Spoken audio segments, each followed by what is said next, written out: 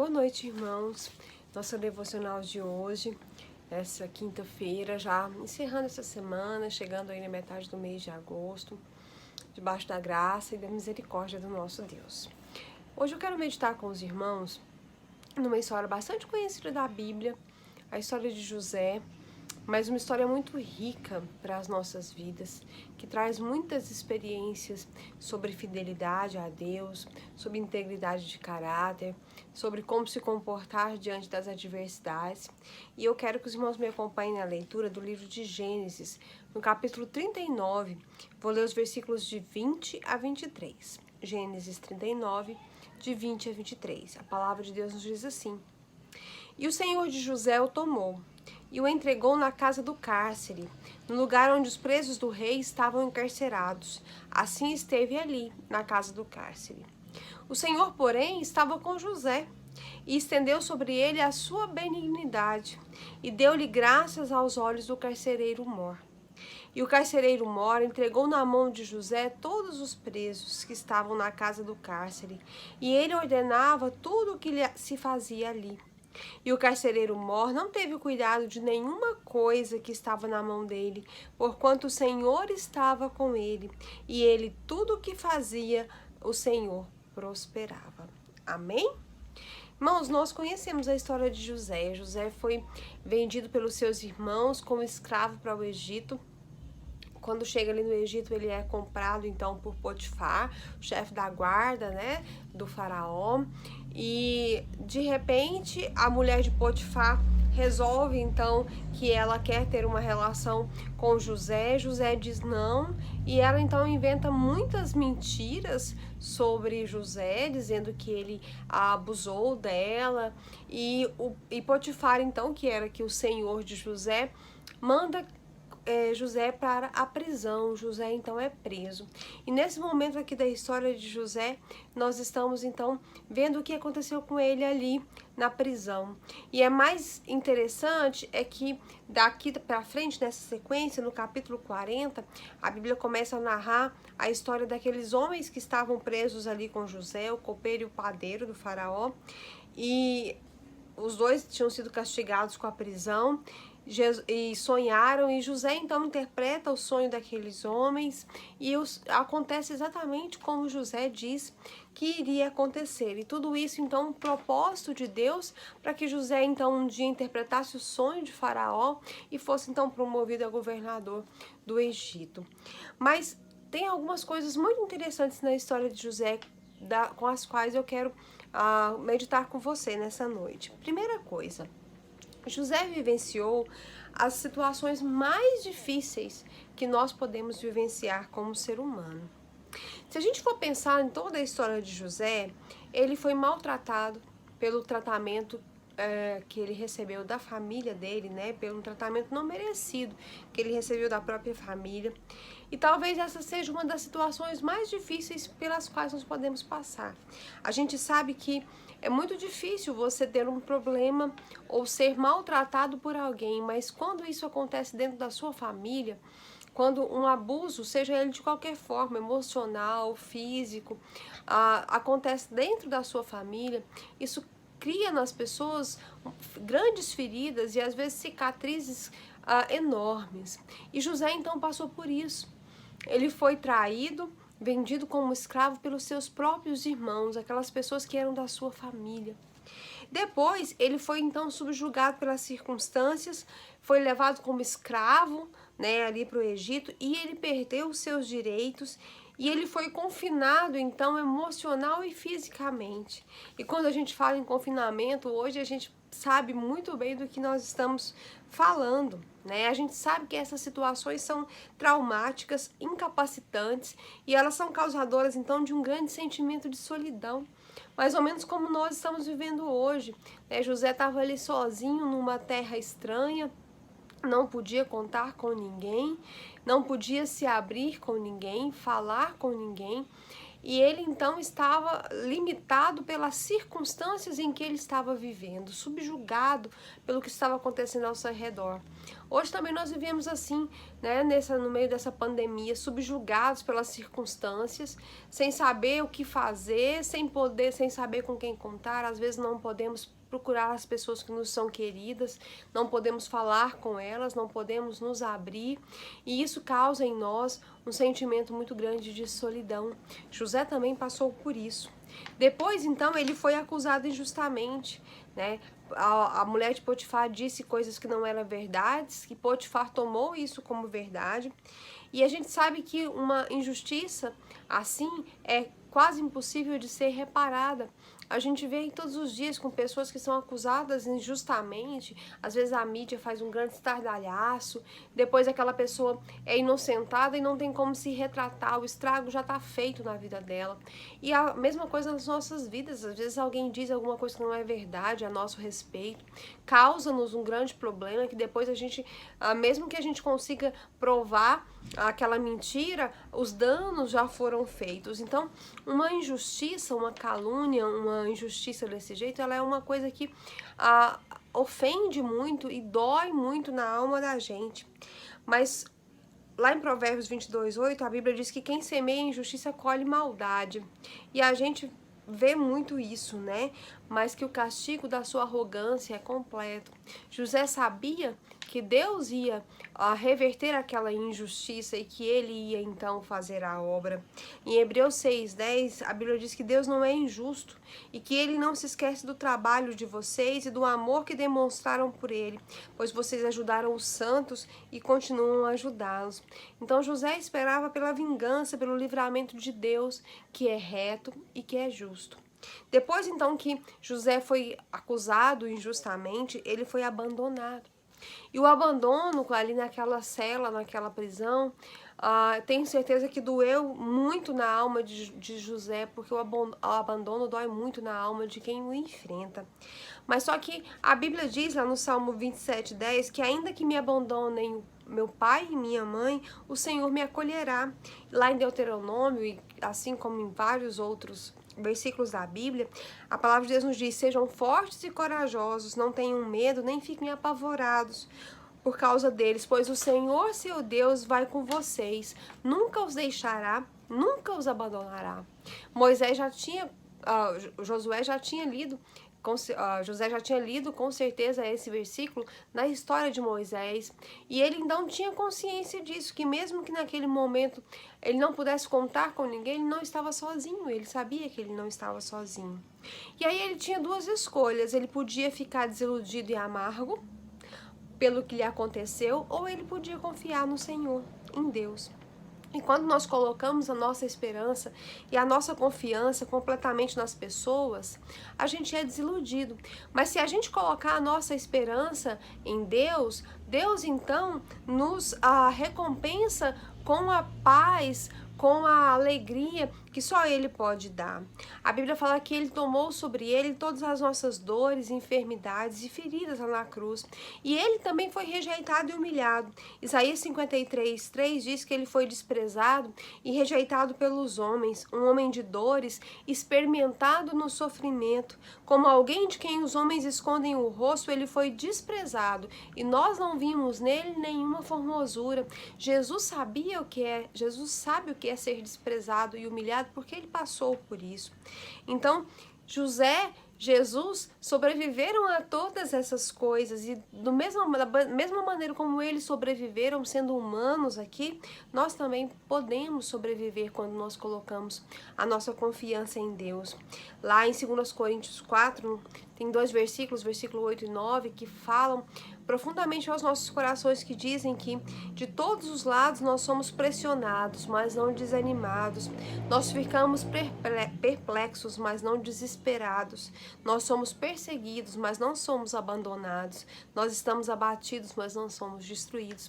Essa é a promessa de Deus para nós, e é nisso que nós podemos confiar. Era nisso que José confiava.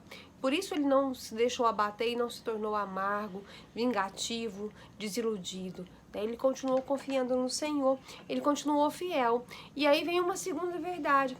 A fidelidade de José impeliu a graça de Deus em seu favor, impeliu para que Deus abençoasse então José. E em resposta às bênçãos que ele recebia de Deus, ele se tornava cada vez mais fiel. E é esse comportamento então que Deus espera de nós. Ele estava na prisão porque ele não quis pecar adulterando com a mulher de Potifar. Na prisão, ele não quis se rebelar, de modo a se tornar um problema. Ele permaneceu fiel a Deus. E isso fez diferença na sua vida de uma forma tão grande que o carcereiro viu em José alguém em que ele podia confiar plenamente. O texto repete 2 vezes que o Senhor estava com José e ele prosperava em tudo o que ele fazia. Deus o abençoou lá na casa de Potifar, fazendo com que um mero escravo se tornasse então um administrador de confiança de um homem muito rico, e abençoou ele na prisão, fazendo com que ele se tornasse então responsável por todas as pessoas que estavam ali, fizesse então o serviço do carcereiro.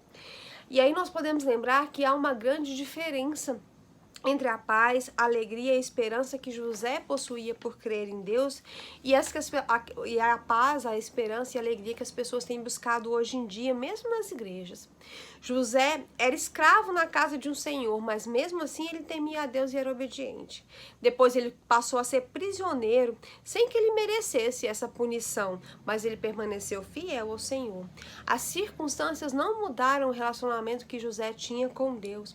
Mesmo diante do sofrimento, José sabia em quem ele cria, a quem ele servia, e só por isso ele foi bem-sucedido, ou melhor dizendo, ele foi abençoado.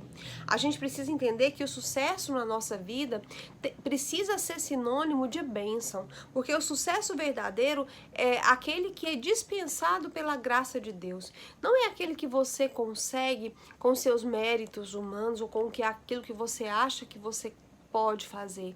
Sucesso significa ser abençoado. Sucesso significa participar da graça de Deus. E José sabia disso. Então, ele não se importava com as circunstâncias. Estar preso, ser escravo, não interferia na qualidade do relacionamento que ele tinha com Deus. E a gente vê hoje que as pessoas vão atrás de uma paz, de uma felicidade, de um sucesso mediante bênçãos, solução de problemas como doenças, dívidas e relacionamentos partidos. E algumas pessoas a gente vê falando que até que a gente tem que exigir isso de Deus, né? E que sem elas, sem essas coisas todas, a gente não vai ter paz, não vai ter alegria.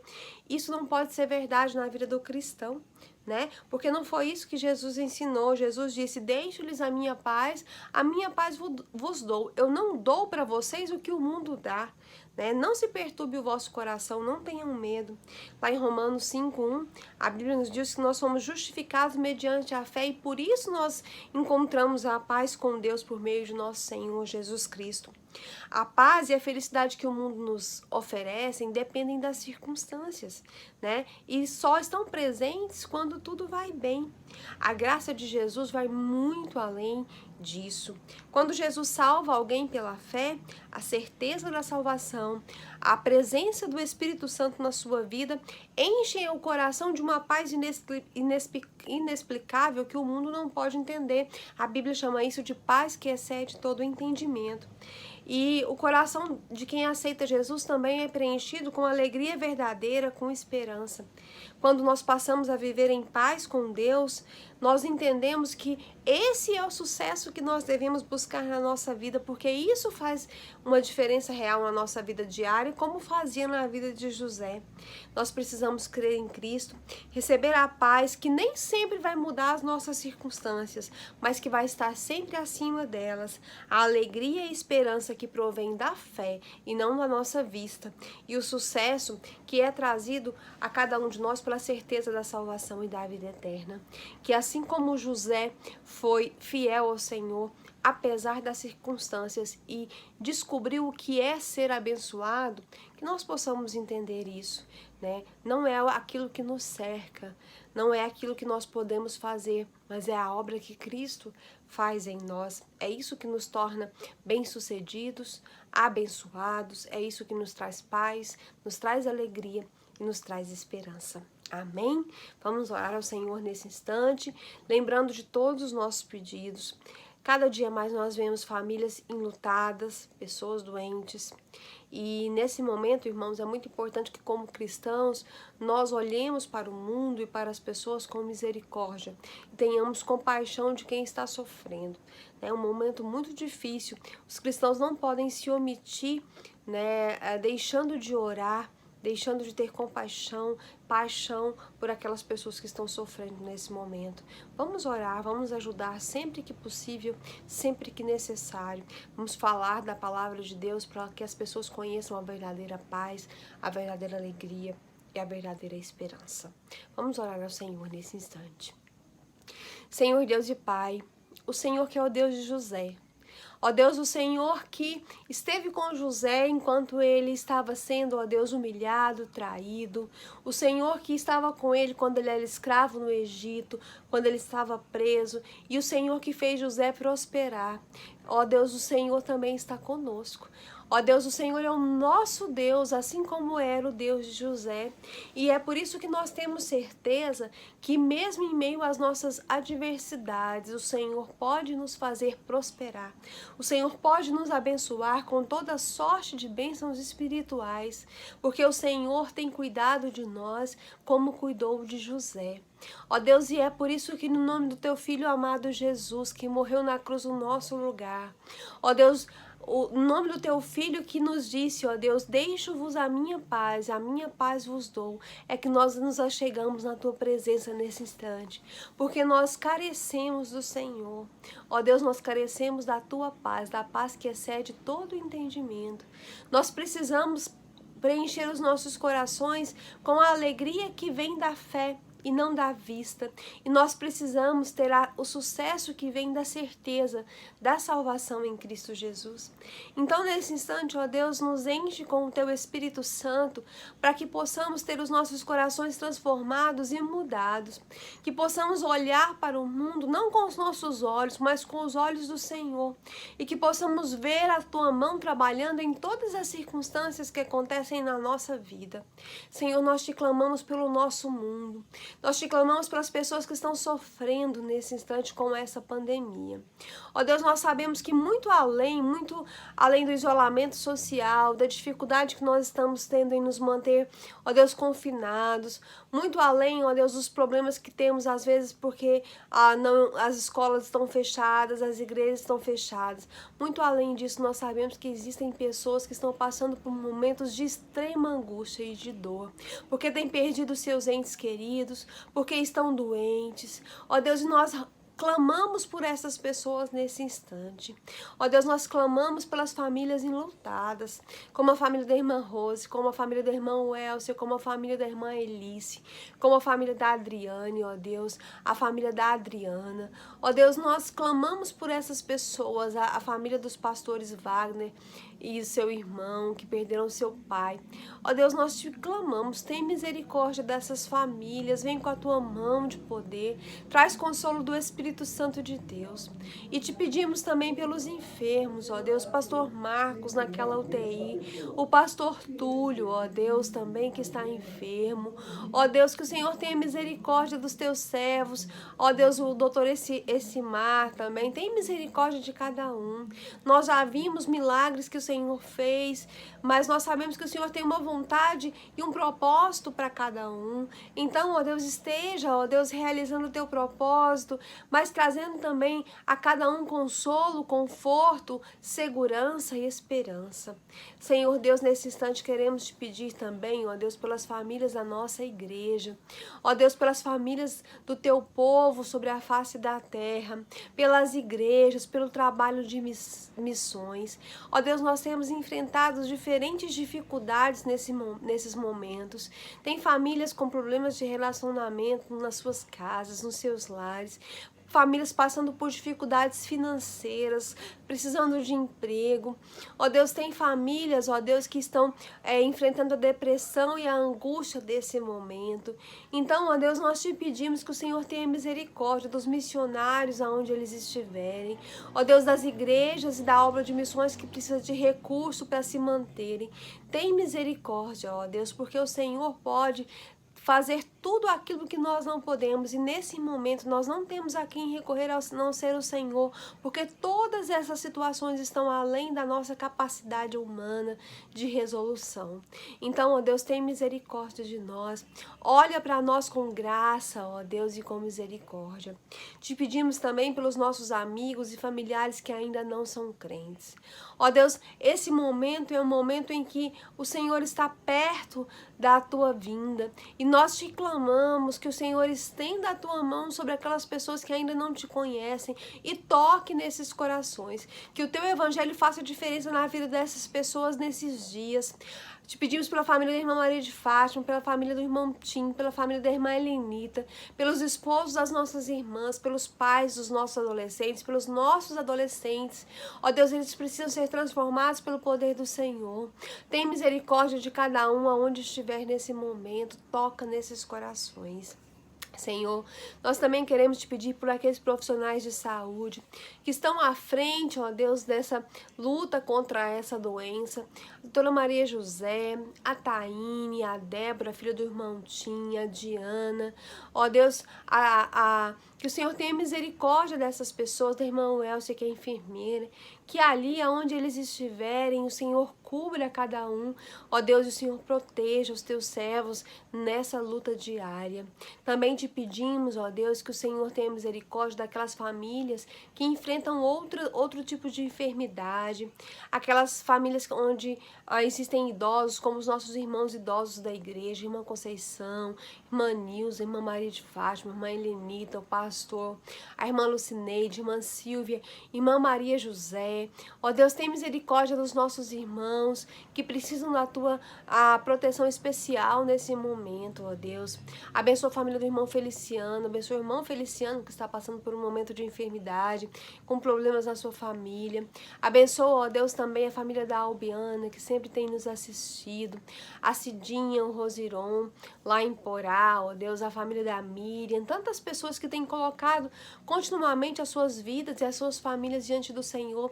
Que nesse instante a tua graça seja manifesta nessas vidas e que cada família receba do Senhor aquilo que precisa, aquilo que tem buscado. Ó Deus, seja cura física, cura emocional, resolução de problemas financeiros ou de relacionamento ou qualquer outra situação que tem se abatido sobre o teu povo nesse instante, que o Senhor tenha misericórdia.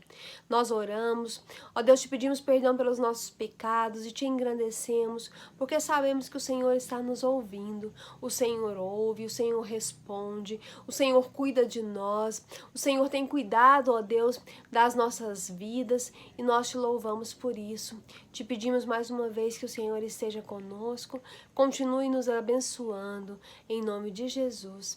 Amém. Amém. Que o Senhor nos abençoe, que o Senhor abençoe você e a sua família. Amanhã estaremos novamente com as nossas devocionais, às 6 da manhã e às 20 horas.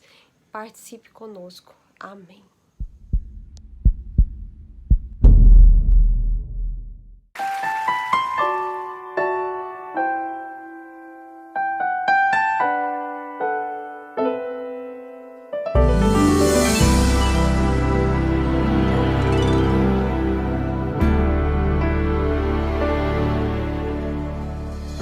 Se você tentou e não conseguiu,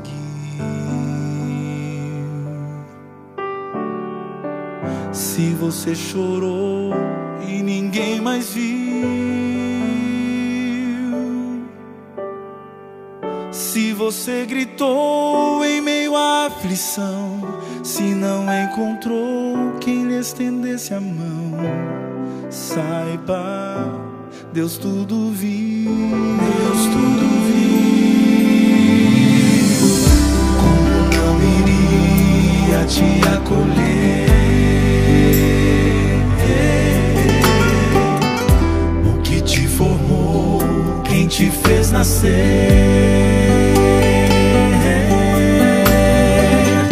Os seus olhos lança sobre toda a terra. Ele não dormita, por todos vela. Saiba que Ele é Deus,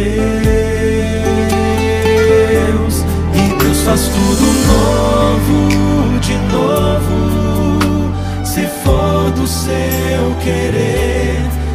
junta os pedaços quebrados, faz até um morto reviver.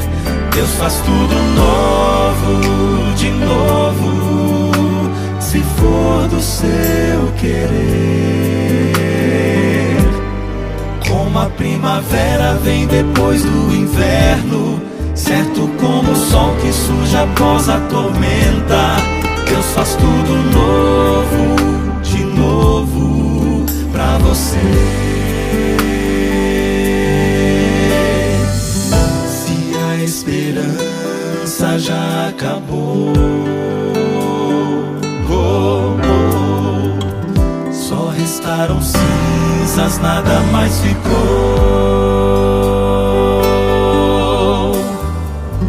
Se o desespero lhe roubou a paz, quando é impossível recomeçar, saiba, Deus tudo vê. Deus faz tudo novo, de novo, se for do seu querer. Junta os pedaços quebrados, faz até um morto reviver.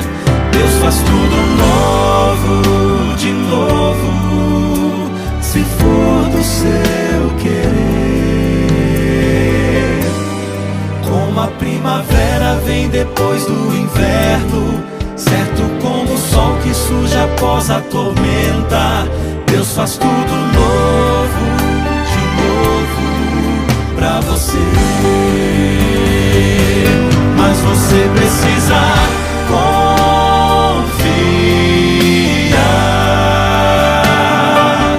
nas promessas que esse Deus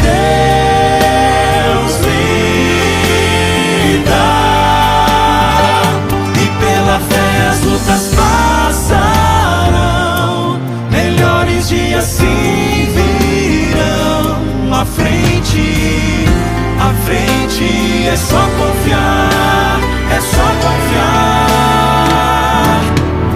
Deus faz tudo novo, de novo, se for do seu querer.